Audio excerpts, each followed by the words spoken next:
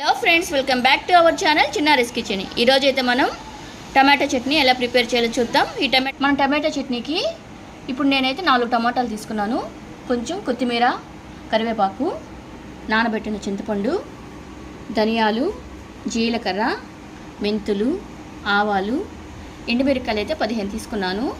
కొంచెం అల్లం అయితే తీసుకున్నాను. ఈ టమాటా చట్నీలో అల్లం వేస్తే టేస్ట్ చాలా బాగుంటుంది. ఒకసారి మీరు వేసి ట్రై చేయండి. చాలామంది అల్లం వేయరు. ఒకసారి అల్లం వేసి ట్రై చేస్తే ఎలా ఉంటుందో టేస్ట్ మీకే తెలుస్తుంది. సో ఇప్పుడైతే టమాటా చట్నీ ఎలా ప్రిపేర్ చేయాలో చూద్దాం. టమాటాలు, అల్లం ఈ విధంగా చిన్న ముక్కలుగా కట్ చేసి పెట్టుకోవాలి. ఇప్పుడైతే స్టవ్ ఆన్ చేసుకొని ప్యాన్ పెట్టుకొని కొంచెం ఆయిల్ వేసుకుంటామండి. ఈ ఆయిల్ అయితే బాగా హీట్ అయిపోయింది. ఇప్పుడు మనం ధనియాలు, జీలకర్ర, ఆవాలు, మెంతులు దీంట్లో యాడ్ చేద్దాం. కొంచెం లైట్గా ఫ్రై అవ్వాలి. తర్వాత మనం తీసుకున్న ఎండుమిరపకాయలు వేసేద్దాం. లాస్ట్ ఎండుమిరపకాయలు ఫస్ట్ వేస్తే అవి బ్లాక్ వచ్చేస్తాయి. సో అందుకని లాస్ట్ వేద్దాం. ఇవి కొంచెం లైట్గా వేగాలి. ఇప్పుడు ఇవన్నీ కొంచెం దోరగా ఫ్రై అయిపోయి ఇప్పుడు మనం తీసుకున్న ఎండుమిరపకాయలు దీంట్లో యాడ్ చేద్దాం. అన్నీ యాడ్ చేద్దాం. ఒకసారి అయితే మిక్స్ చేద్దాం. ఎండుమిరపకాయలు ఎక్కువసేపు ఉంచకూడదు. ఒక 2 మినిట్స్ ఉంచితే చాలు. ఇవి అప్పటికే వేగిపోతాయి. ఎక్కువసేపు ఉంచితే బ్లాక్ వచ్చేస్తాయి. ఇప్పుడైతే ఎండుమిరపకాయలు బాగా ఫ్రై అయిపోయి చూడండి, ఈ విధంగా గలగల శబ్దం వస్తే ఇవి వేగిపోయినట్టు.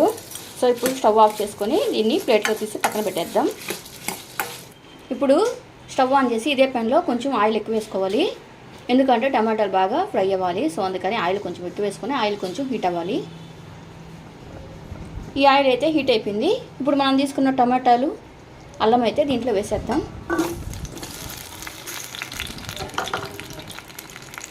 ఈ విధంగా టమాటాలు, అల్లం అయితే వేసుకొని వీటిని చిన్నగా కలుపుతూ ఉండాలి. ఈ విధంగా చిన్నగా కలుపుతూ ఉండాలి. టమాటాలు కొంచెం సాఫ్ట్ అవ్వాలి. అప్పటి వరకు మనం ఈ విధంగా కలుపుతూ ఉంటాం. ఇప్పుడైతే మన టమాటాలు కొంచెం సాఫ్ట్ వచ్చాయి చూడండి. ఈ విధంగా కొంచెం సాఫ్ట్ వచ్చినాక కొంచెం పసుపు, ఉప్పు అయితే యాడ్ చేయాలి. యాడ్ చేసుకొని ఒకసారి మొత్తం తిప్పేయాలి. ఈ విధంగా తిప్పేసుకొని మనం తీసి పెట్టుకున్న కొత్తిమీర, కరివేపాకు అయితే యాడ్ చేద్దాం. ఈ విధంగా కొత్తిమీర, కరివేపాకు వేసి ఒకసారి అయితే మొత్తం తిప్పుకోవాలి. దీన్ని ఈ విధంగా కొత్తిమీర, కరివేపాకు వేసుకొని మొత్తం ఒకసారి అయితే బాగా మిక్స్ చేసుకోవాలి. ఇప్పుడు మనం ముందుగా నానబెట్టి పెట్టుకున్న చింతపండుని అయితే దీంట్లో యాడ్ చేద్దాం. ఈ చింతపండును కూడా ఒకసారి బాగా మిక్స్ చేయాలి.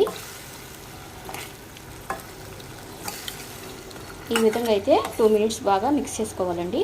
చింతపండు ఇంకా కొంచెం సాఫ్ట్ అయిపోవాలి. ఆల్రెడీ మనం దీన్ని నానబెట్టినాం, సాఫ్ట్ అయిపోయింది. సో ఈ ఆయిల్లో కొంచెం సాఫ్ట్ అయిపోతే ఇప్పుడు మనం స్టవ్ ఆఫ్ చేసుకుందాం. ఇప్పుడైతే చూడండి చింతపండు కూడా ఆయిల్లో బాగా ఫ్రై అయ్యింది. ఇప్పుడైతే మనం స్టవ్ ఆఫ్ చేసుకొని ఇది బాగా చల్లారినాక మిక్సీలో వేసుకుందాం.